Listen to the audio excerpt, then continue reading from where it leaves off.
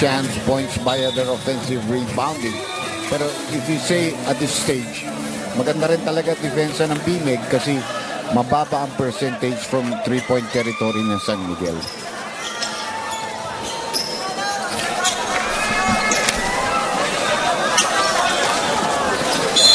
(34-32). No scoring first half for both teams. If you look at BMEG, they probably are treating this game as a do or die. We win, we have a lot of chances. We lose, maybe goodbye. Maybe goodbye. Saka hindi naman mahinang team yung San Miguel. So you cannot spot them 3-1.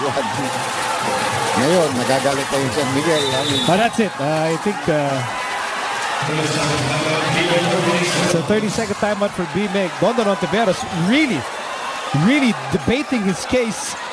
James siya pa yung maawat sa kanya. 30-second timeout brought to you by Handy Fix. So first aid ng bahay mo, Bonzol and Sealzol. San Miguel is saying that ball was touched. Ginalaw yung attempt kanina on the San Miguel goal. Unless we see it again. But you know, we will have the time to review that because they are reviewing it that. There's that all-star coaching staff with Ato Agustin, Hector Calma. Of course, Hector is the team manager. Here's that play again. Watch the ball. Did Pingris touch that ball? No. Well, if that ball bounces, you can touch it. That's the rule here. But he touched it. No, you cannot do that. That's not allowed. They should have made the call. You cannot hit the net when that ball is still on top. You can swipe the ball away. That's allowed. Sa ibabaw, if you can reach it. Yeah. 9 to shoot para sa BMEG Derby Ace. They got a lucky break on that play. Roger Yap goes right. James Yap against Cabagnon. James Yap, 2 fakes, basket. Kapla tayo, 34 all, but still enough time to get off a shot here. 5 seconds to go. Villanueva has the ball. Entry pass. Washington scores. That looked like a foul too. 1.9 seconds remaining. And Hontiveros taps the ball away. Enough time for a catch and shoot here. 0.8 of a second remaining in the first half. Who will get the ball here? A lob pass. Whoa. No, that will allow San Miguel to inbound at that area. Not a good play for a veteran like Roger Yap. 0.8 of a second. Kaso wala naman si Freeman, so no alley-oops. But 0.8 is enough time to catch the ball and really come up with a decent shot. No? Just like this. Cabagnon. Just like that. So the end of a low scoring but high intensity first half. San Miguel leads 36-34. Dito sa game number 4 of this best of 7 series. San Miguel hoping to lead 3-1 at the end of this night. BMEG Derby Ace hoping to tie the series with a victory here in the Cuneta Astrodome. Leah Cruz, take it away. I am with Gabe Freeman, who already has a double-double here at the end of the first half, 14 points and 11 rebounds. Now, despite having 2 fouls in the first quarter, 1 here in the second, your energy has really carried the team. You look a little frustrated when they sat you down here at the end of the second. Yeah, because I think we out here playing so hard and they're not letting us play. This is playoffs and this is what we're here for. We worked this hard to get here and don't handicap us, you know what I mean? Let us enjoy the game. So, you know, otherwise than that, I think we're doing well. All right, now Coach Schott also told me before the game started that playing BMEG, you guys really expect to keep the score close with them. Even though, I mean, whoever's going ahead, it's going to be a really close game. What do you have to do in the second half to pull ahead? I think we got to play a little bit more defense. We got to be a little bit more. We got to execute a little bit more on defense. The offense is there. It's just the defense. This is a physical team, and we got to bring the physicality also. So I think we got to play. We got to equalize the game. Thank you very much, Gabe. See you in the second half. Now we are going to take a break, but the PBA will be right back on Solar TV. Arwind Santos, boom!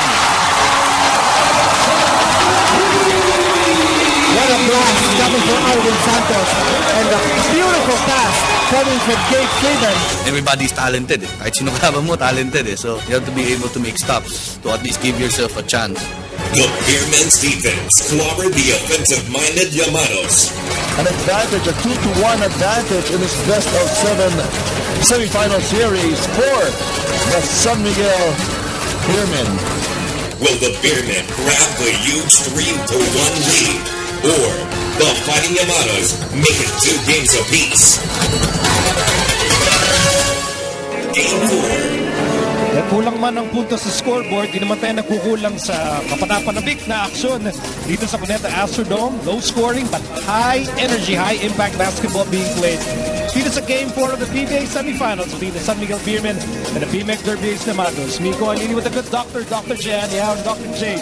Close game, physical game, San Miguel up by just 2 points. Well, this is the 4th time they played each other in the semis, and remember, they played 2 games against each other in the elimination round. So more or less, you're familiar with the way the other team plays, and you've set up your defense to be able to stop them. San Miguel scored 18 points, total of 36. BMEG scored 17 points, total of 34, I'm sorry. So what a coincidence, no? But the statistics will also tell us why this is a close match. As we take a look at the vital statistics from the first half. Look at this. San Miguel is shooting so much better than BMEG, 41% to 29. But the big factor there is 21 free throws were given to BMEG and they made 14. That's not a very high percentage, but still a big difference of 10 points from the free throw line. As San Miguel, they were only given 4 and they made 4 out of 4. Rebounding in favor of San Miguel, 29 to 19. But San Miguel had 15 turnovers against only 9 for the BMEG Derby Ace Yamados.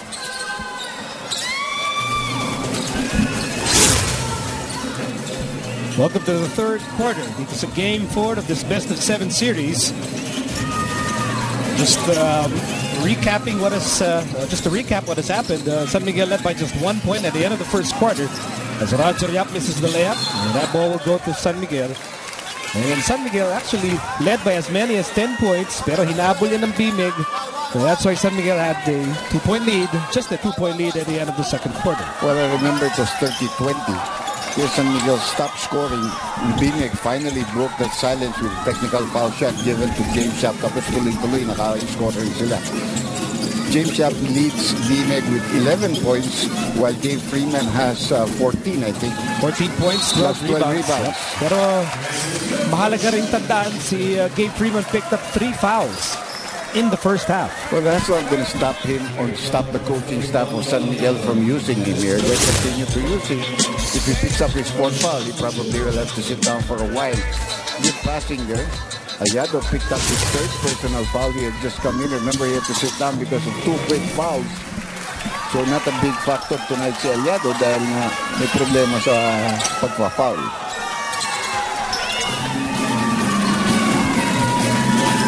We're all glad you could join us ngayong Wednesday ng gabi as we bring you basketball by the Bay, PBA semifinal style.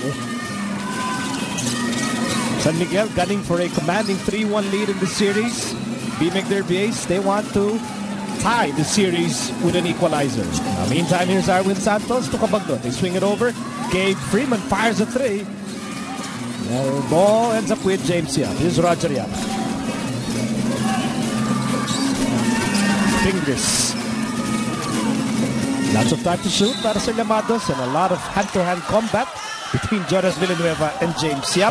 As we send you to Leah Cruz. Thanks, Miko, for the BMEG Derby Ace Nemados. According to assistant coach Ronnie Magsanog at the half, they talked about the need to address the rebounding. In the 1st quarter, they managed to go toe-to-toe, but in the 2nd quarter, Gabe Freeman dominated. Also, they managed to take the ball to the hoop and attempted free throws, but they have to make their free throws. They have to come out with a lot of energy, and they're really hoping that Tony Washam gets more aggressive here in the 2nd half. Now, over to San Miguel. According to Coach G. Abanilla, they have to be more mentally prepared here in the 2nd half. They led almost all departments in the 1st, but they have to keep their cool and not really mind the calls. Miko and Dr. J. Well, certainly they were affected by some of the calls back in the 1st half, leading to some very significant technical fouls. Well, the calls that affected them happened a lot in the 2nd quarter. Now, after they established their 10-point lead, then BMEG really struggling in the first and 2nd quarter, made that comeback. James Yap was fouled in the act of shooting from a 3-point territory, so he's taking 3 free throws. He's got 12 points in the ball game right now. Aliado Very lively there. And then At apologizing. ipanalagpasin ng mga kaibigan natin dito. Very lively.